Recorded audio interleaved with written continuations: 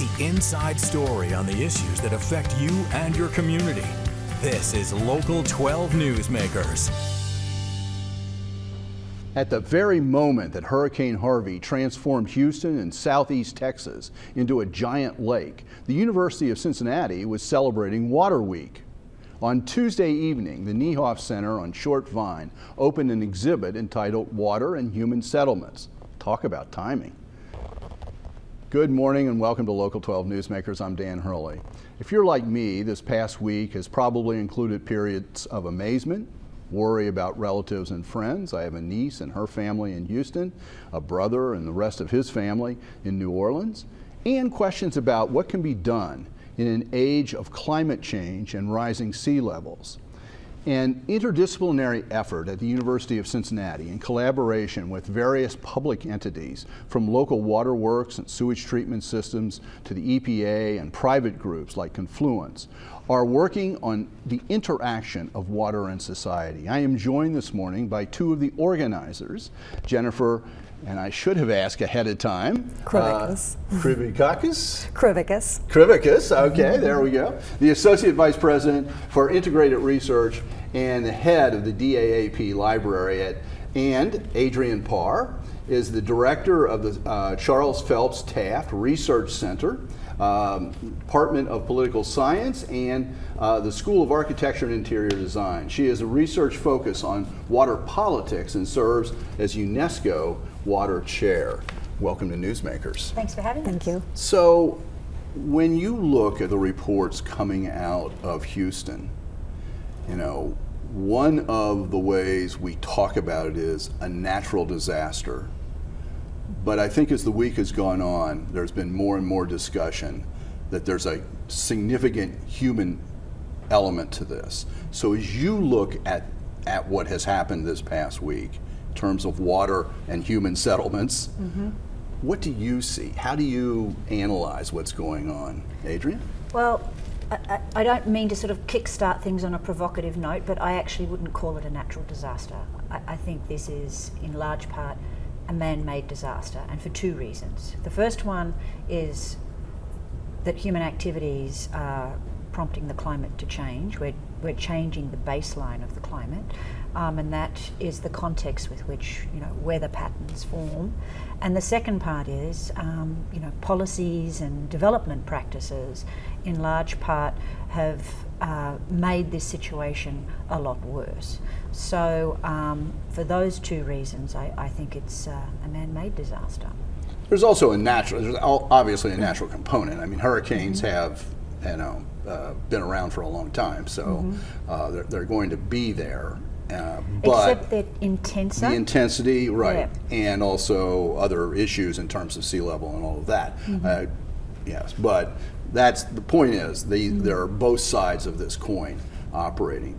What does the University of Cincinnati, in terms of, why is UC interested in water policy and in taking an interdisciplinary approach to water research? Why UC of all places? Well, UC is a R1 institution, which means that we are extensively conducting research all across the university. So from the College of Medicine to the College of Design, Architecture, Art Planning, we're very interested in water.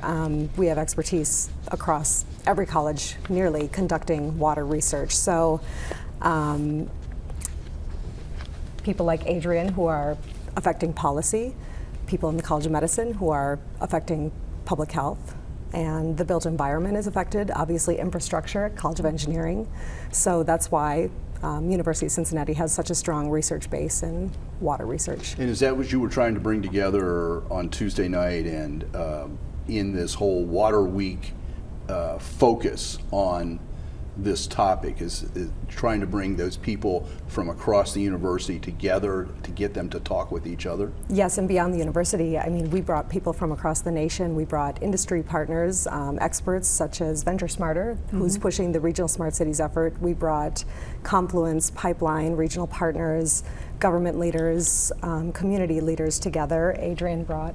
Yes, I brought the Humanities for the Environment group and that's a group that's been operating on melon funding for many, many years into the city to also have, a more interdisciplinary perspective on how we think about water issues. So you're absolutely right, there is the sort of the natural sciences side of it, there's the engineering solutions, there's also policy that we need to look at, but we also need to look at, principles of design and how can we come up with approaches to sort of managing our water flows and sewerage systems and so on and so forth in ways that are more sort of ecologically sound and much more sustainable in the long term. I mean, a lot of what happened in Houston, for example, was that the floodplains were covered with concrete and surfaces that weren't sort of permeable in any kind of way. And that's not to say that just changing that out is going to solve the problem, but these sorts of problems require a whole variety of perspectives to come together, work together, brainstorm on how to come up with the best, most socially and culturally and economically efficient solutions. It's a question of mitigating the damages rather than you're not going to eliminate the damage when you have a major storm like this. There's another side of this, though, as well, that I think actually you have an area of interest or expertise in, and that's public policy. And one of the things about Houston, as I understand it, is, now they're the 4th largest city in the United States, so maybe this is a trick statistic, but they're the largest city in the United States that has no effective zoning at all. Absolutely. You can build what you want, where you want, when you want, and that's resulted in like 30% of 30% of sort of development happening between 1992 and 2010 in these floodplain areas. So that's deeply problematic. We need to sort of look at that. And policy, it's interesting you've also brought that up because that's where, for example, the flood mapping that goes on in FEMA is really, really important. And unfortunately, that's on the line at the moment, depending on the budget that gets passed, that was proposed by the current president. Because if that gets passed, one of the things that would be eliminated out of FEMA is the flood mapping. And we really need those kinds of things to make informed when you say decisions. Flood mapping would be eliminated, is that mapping what areas would be impacted by various level floods, and does that also impact insurance availability? Yes. What's at stake there by both those things? And it means that we can't make informed decisions where we develop too. So we need to have that kind of data to inform where we develop, where it's safe to develop, and how we develop in certain areas, right? For example, in Australia, in Queensland, which you are from, where I'm from, your accent may tip you off on that's right. The Aussie girl is in the room. In Queensland, where they have a lot of flooding problems, right? We've had a history of cyclone activity in the northern part of the country on that east coast. And Brisbane, a lot of the homes there are all built on stilts, right? And that's been going on now for a very, very, very long time. And that's the result of recognising that it's an area that's susceptible to flooding, right? So how do we come up with structures that recognise that? And it doesn't mean that we necessarily don't build at all, but we build in ways that are mindful of that, and the designs are sensitive to these kinds of issues. But I want to raise what I find interesting here is, yes, okay, there's no effective zoning in Houston. Cincinnati's had zoning since 1925 in one form or another, and that's an evolving set of laws. But in Texas and in lots of other places, there is a strong anti-government sympathy that says government shouldn't be involved in these types of things because it will hold up development, it will make it more expensive, it will restrict, it will do all those things. Government will do all the bad, will do things that would be seen as bad. And therefore, how do you get a shift, even in light of this terrible tragedy, human tragedy, economic tragedy that we've got going on in Houston right now? How do you shift that perspective? Well, it really cuts to the core of things. It's a problem of raising awareness around these issues. And unfortunately, our awareness peaks when we have tragedies of this kind. And in the last book that I wrote, The Wrath of Capital, in one of those chapters, I looked at the shift in public perception around clean energy, right, and being so oil dependent after the BP oil spill. And it was amazing. It was a huge dramatic shift in public perception for the first time in US history, that we needed to sort of think about our energy use differently. And that lasted for about 3 or 4 months. And it started to change back as the cleanup started to kick in. So that seems to suggest that we have a kind of critical time there, right? When you can make change. Where you can start to make change. And you have to keep the pressure up around the time when public perception is starting to shift back, and help people to remember that we need to sort of take these problems seriously. We need to recognize, the importance of the work that scientists are doing in the area, say, of climate change, recognize the data that we can accumulate around things like FEMA's flood mapping program, recognize what all the specialists in their respective fields are trying to sort of communicate to us, compile all that information and start to make better choices so that we don't end up in this kind of a situation. Jennifer, as this week has gone on, this discussion of water, and you were mentioning you're not a water expert, you're not a scientist, but you're a person who's trying to bring the interdisciplinary perspective to this and bring people across the academy to try to focus on this. What were some of the things that particularly you thought were fruitful as you brought people together around this that maybe you might not have expected? Well, one of the most exciting moments was the filming of El Rio, a documentary film that was made by a poet regarding the Amazon River. And it was quite surprising to see this very poetic film that raises awareness about some of the difficulties caused by engineering. And these are difficulties that were not meant to be they were unintended consequences. Unintended consequences that were, how do you describe the problems caused upon they were. Yes, they weren't sort of culturally appropriate Right. engineering solutions that were brought into the Amazon. And the film sort of explored through cultural memory and story and folklore. It was beautiful. Yeah.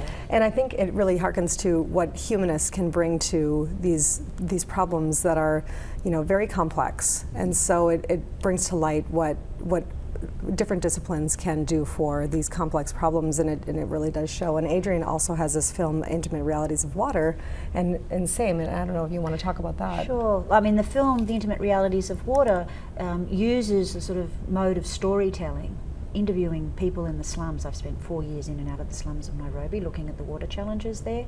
And what happens is, with large development projects and policies, you lose sight of how that plays out on the ground and impacts people in a very sort of intimate way. And through the mode of storytelling, and just by following people through the slums closely, day in and day out with the camera, you get a different glimpse into how engineering solutions are not necessarily, catering to the needs of people and how they live their everyday lives, which then makes those solutions fail or less effective. Mm-hmm. Yeah. Where do things go from here at the university? What obviously, if you had a big concentration, a big focus, there is maybe a moment that we're in right now that people are open to talking about change. Where does the university go from here?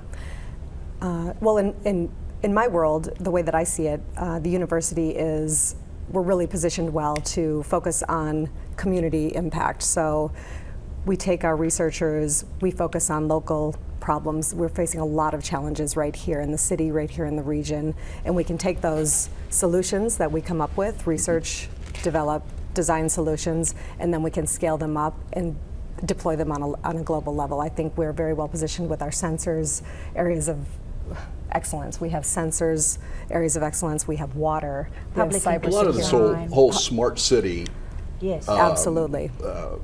being able to respond quickly, immediately, in real time to changing situations.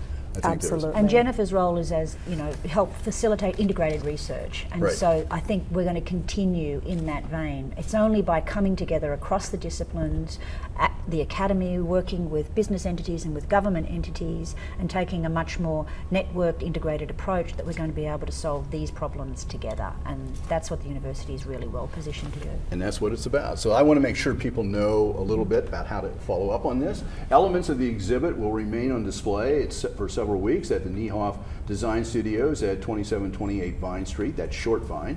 UC is partnered with Venture Smarter, a company leading the Regional Smart Cities Initiative. The first Smart Regions Conference will be held on October the 25th. Check it out. So stay tuned. After the break, Geeks to the rescue. Participants are getting ready for this year's Give Camp.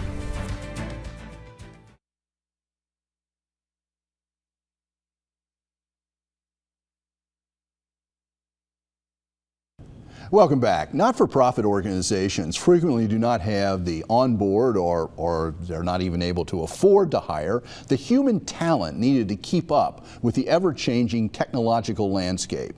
But don't fear, there are geeks ready to give back and help out. Over the past 7 years, software developers, designers, database administrators, IT people, all kinds of those sorts of people have worked through Southwest Ohio Give Camp to help nearly 70 organizations. That has included everything from Elements to Camp Joy to Santa Maria Center. I am joined this morning by Mike Therien, a Give Camp organizer and a consultant with Pinnacle Solutions Group, and Matt Brewer, another Give Camp organizer who is with Engage Partners. So welcome to Newsmakers. Thank you. Good to be here. I loved, and I pulled that from your website, Geeks Ready to Give Back. Yes, Geeks Giving Back. That's our slogan. That's your slogan. So this has been going for about 7 years, right? So where did this get started? So this was something that actually Microsoft, a Microsoft developer evangelist named Chris Koenig out of Texas started. He started Give Camps back in 2007. They kind of spread across the country. I first heard about it in 2008, 2009, and we decided to do one locally because developers were going to these other, Ann Arbor, Cleveland, they were going elsewhere to do the work, and we wanted to start something here. So me and a fellow named Ed Summerfield were wanted to start one in Cincinnati. Ryan Cromwell wanted to start one in Dayton. We decided to combine forces in 2010 and started the first Ohio Give Camp. Right. So it's Dayton, Cincinnati all together. Yeah. Well, Mike, what is exactly this word camp? Because it's not just you're providing consulting services or something. No. There's a certain style to this that maybe makes this a little bit more fun. Yeah, we try to we call it camp because it's over a very focused weekend. It's sometimes an all-nighter. Or usually an all-nighter. Usually it goes from Friday to Sunday. Friday night usually just an what all-nighter. You guys like. All-nighter.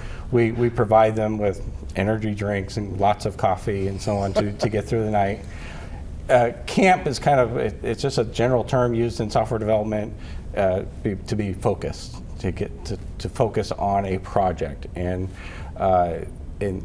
over the years it's actually turned into a camp in some cases. We've actually had people pitch tents. We bring RVs in the lot and so on. So how many organizations in any one year can you handle? We're going to give people information about how to find out about this year's camp, which is October 20th through the 22nd. Correct. That's correct. Over a weekend. Yes. But how many different organizations could you handle? So we serve we've had years with 9, and we've served up to 14, I think, at one year. Yes. And it really comes down to, we've never had any problem finding nonprofits. We've gotten 32 applications this year, and every year it's around that. So you've already got 32 applications. And your website says 27, you're out of date. Oops. Well, our website needs help too. So, but that's okay. We're a nonprofit just like the rest of the people we help. But we had 32, and we can only do really, the size of the space only allows about 14, maybe 16. We do it at the VOA Miami University VOA Learning Center up in Liberty Way in Westchester. And it's a great facility. Rob Nintz has been a great partner with us. He's a director there. So our real limiting factor probably most years are having good team leads. So somebody that can organize with the nonprofit beforehand and really get a good idea what they're going to do in the weekend. It's not so much, we've had 100 some odd volunteers every year. It's plenty of people to do 14 projects. So it's not a question just of showing up that day or the first day and saying, oh, here's what we had a problem with. No. There's got to be some prep Correct. here Yes. and people have to be able to really specify what they need to get done. Yeah, we start in spring, summer, collecting all the applications from nonprofits that need help. Okay. Through the spring and summer, and just recently, we score the applicants because there's so many nonprofits, we can't do them all. So we try to scope them down. We make sure that whatever they want to do can be done in a weekend. And the other limiting factor that we have is talent to do the project. Some of the projects, there are not people in Cincinnati that can do it, or we haven't reached out to them or don't know about them. That's one of our struggles in limiting our projects is finding people that can do them. Right now, we recruit through user groups and different companies sometimes to try and grab talent. But that and the team leads are our limiting factors. And we're going to give people information about how to, both from the not-for-profit side and from potentially people who could help Correct. Yes. work with you. We're going to give that right. in a few Great. minutes. So what are the people who are providing the services, what do you get out of this? So Except no sleep. Except no sleep. So one, you get a lot of food. So we feed you the whole weekend. We try to have a lot of, we try to make really good meals. We don't just do pizza. We bring in barbecue. And we do vegan and all that stuff. So we want to keep the people fueled, and coffee, soda, all of that's there. So they get that. But they also get a sense of working with a team on a software development team. So a lot of these devs don't necessarily get that. Designers don't necessarily get that in their day job. They come to Give Camp and they rally around the team, they rally around a problem, and all of them have something at the end of the weekend. That's a really, really great feeling. Plus they've maybe learned a new skill, not necessarily, it's using the skills they have, but it's also a really great feeling to produce that, because at work, you don't always get that, right? There's a lot of process involved at work. Right. This is a one weekend, put it out there, So and really let's help say you go through this, and at the end of the weekend, you're close, but you haven't quite gotten it pulled together. Right. What happens? We actually, before the weekend, before the end of the weekend, usually on the Sunday, we constantly, the organizing team, are constantly checking in with every team. Okay. And making sure, are you on track? Are you Little project are you in danger? management. Yes. We're doing a little project management. and if somebody is struggling, and we try to get find the people that are struggling first early so that we can help them and accomplish something. We have a term that we call minimal viable product in the software industry, which is the minimum what you need to release or to be done. And we make sure that they get at least something out. We have been very successful in this, in about 90%. And by the end of the weekend, that organization, if it's a website, has a whole new website up and live and ready to go. And then we've also done And mobile it's apps. frequently websites that you're working Yes, Matt. That's most of what we do. Okay. Because they're easy to do. Easy. Yeah, easy. Easy for a lot of devs to do in a Oh, yeah, weekend. sure. But we do mobile apps. We've had some very successful mobile apps written in the Right. weekend. Good. One was written for Camp Joy called Fossilator. I'm Oh, sure yeah? maybe somebody that's watching this, their kids have used that. Oh, yeah. I know That was written at Give Camp. And we have a mobile app this year that's on deck. And there are some applications we do like to help volunteer signups and things like that. So it isn't just websites, but that tends to be what we do mostly. We also have, you were talking about benefits. We also benefit students, and we encourage students Yes. to come. We We've really had love high school students. we've had students from Miami, from UC, from Xavier come, and it gives them the opportunity to work with professionals Right. when they graduate, so they can See what's know going what's going to happen. coming, Yeah. and network.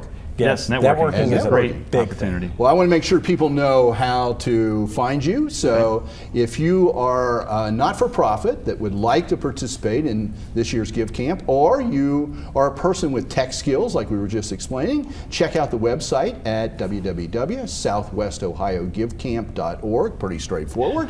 The actual weekend is October the 20th to the 22nd, but you need to apply, and maybe some of these are already screened, and I don't know, but we Yeah, go. so this year we're full up, as you heard. You're already full up. But that For does not nonprofits. mean that you don't Get in line actually for next get in year. line for next year, right? That's right. If Right. you've got that many Right. applications, you get in line for volunteers. that. We're always taking volunteers. We're always taking always volunteers. taking volunteers. Always taking care of it. You're like any other not-for-profit. That's right. Yes. Thank you, Thank you. for what you do. Thank you for making Newsmakers a part of your Sunday morning. Next week, we plunge into local elections. Have a good Labor Day and a great week.